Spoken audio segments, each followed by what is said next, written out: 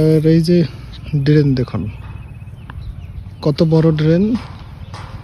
এখান থেকে আসলে পানি আসে, পানিগুলো খুবই স্বচ্ছ, চাইলে এখান থেকে গোসল করাও সম্ভব।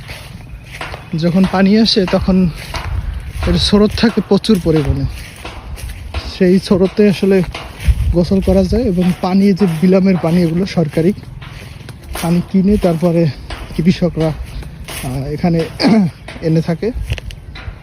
চলুন আমরা একটু মাঝখানে থেকে দেখাই।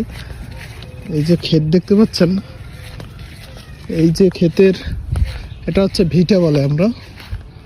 চারপাশে আসলে এরকমের তাল গাছ এবং চারপাশে ক্ষেত, এখানে ব্লক করা হয়। আর আমরা এই পিছন থেকে আসছি। আর এই মাঝখানটা দেখুন, এখানে কত সুন্দর আসলে মাঠ, চারপাশে ধান ক্ষেত।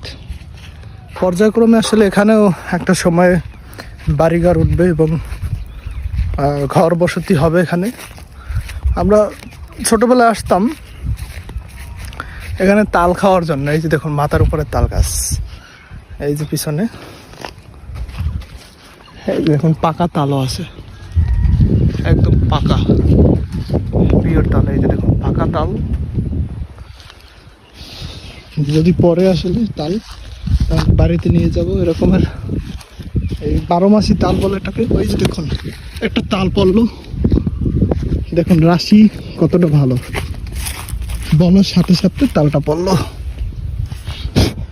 এই যে দেখুন, এই যে তালটা পড়লো, দেখুন আল্লাহর নাম বলার সাথে সাথেই তালটা পড়লো। এই যে দেখুন, এতটা খুশি লাগতেছে যা ভাষায় প্রকাশ করা যাচ্ছে না। সেই সুন্দর একটা ফ্লেভার। তালের খোসাটা নিয়ে এসে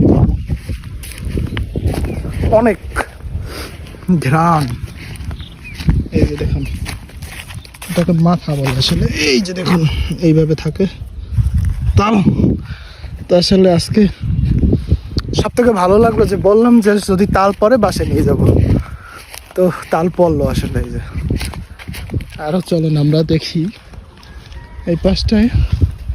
এই যে সামনেও বাড়িঘর উঠছে কিছু, মাশাআল্লাহ খুব সুন্দর। তো জায়গাটি কেমন লাগে অবশ্যই বলবেন। এবং এই ছোটবেলা আসতাম এখানে এই ফল খাওয়ার জন্য। এই যে দেখুন পয়রা ফল, এটা আসলে খুবই সুন্দর।